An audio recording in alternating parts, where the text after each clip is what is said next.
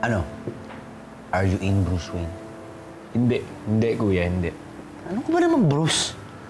Kuya, lalong magkakagulo dun sa iniisip mo eh.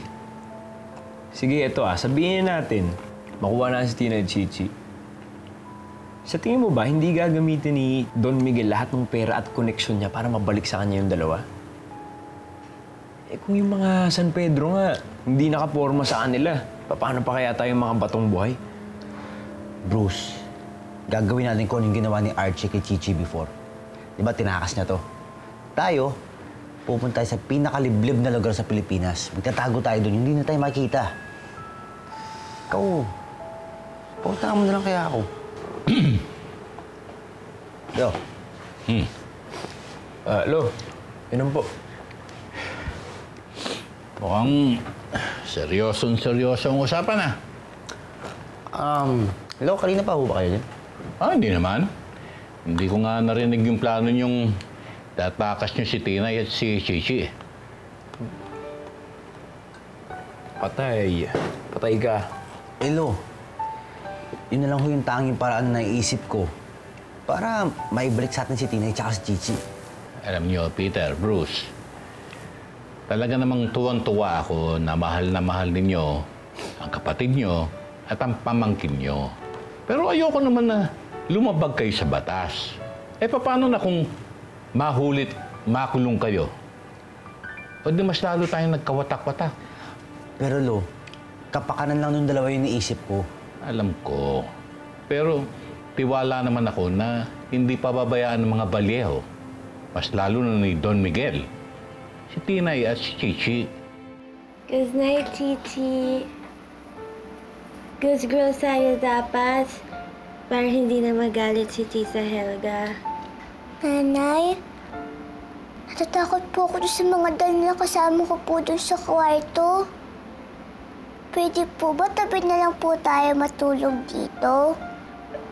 Pwede po bang sabi na lang kami ni Chichi dito? O kaya palis po kami ng kwarto para hindi sa masakos? Ay, hindi pwede. Di ba may usapan tayo? Ayoko madami sa inyo. Mas isandi pa ako dito. Huwag matigas ang ulo. Huwag kayong abusado.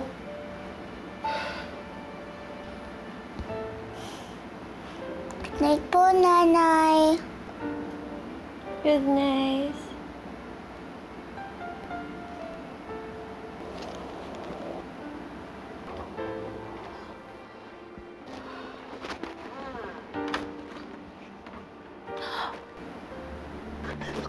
Diyan.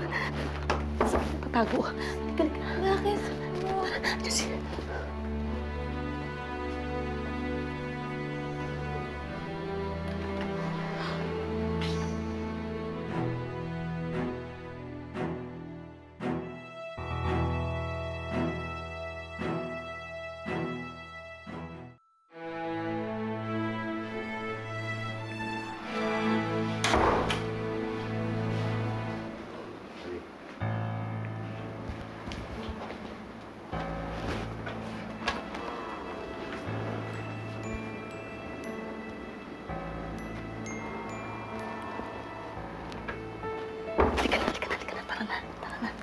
Bye, Nanay.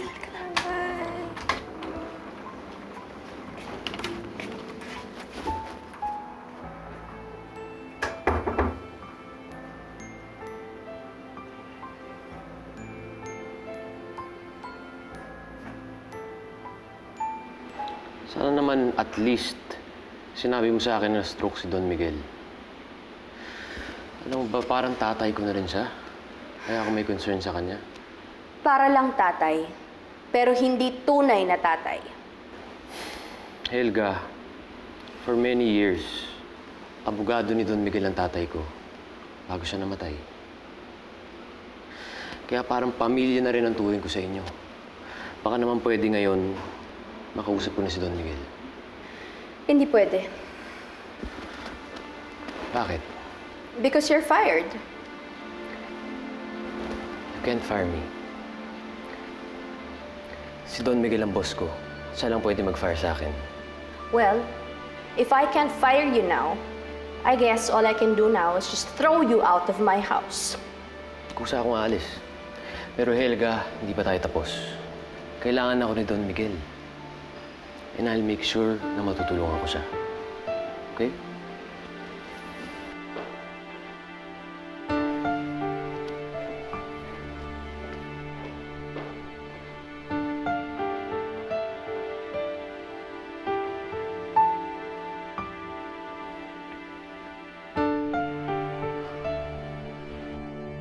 Papa Jesus, thank you po. Kasi nagsama ulit kami ni Chichi. Kahit pinaghiwalay po kami ni Tita Helga.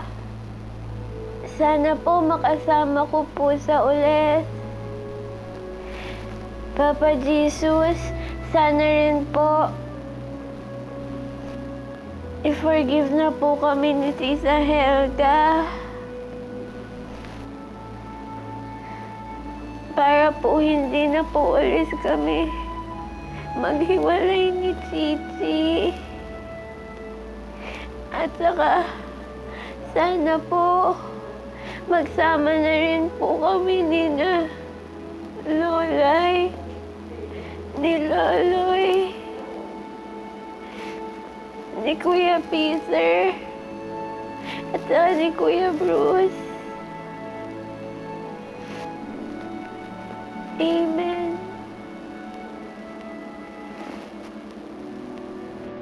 In the name of the Father, of the Son, and of the Holy Spirit. Amen.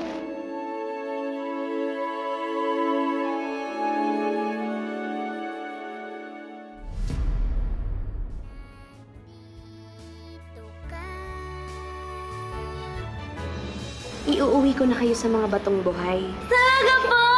Thank you po! Thank you, Tita Helga! Brutal para naman kay mga pusang ligaw na pilit sumisiksik sa amin. Yan ang nararapat sa inyo. Masama ang kutob ko na merong masamang ginawa si Helga sa kanila. I'm sorry to tell you this, pero wala na po si Chichi at si Tinay. Tumakas po sila. Hindi ka mahal ng mga apo mo. Hindi kami aalis dito hanggat hindi namin kasama sina Tinay at Chichi. Nag-shopping kami. Hindi naman namin alam na may balak pala silang tumakas. Ayun, wala na sila. Anong tumakas?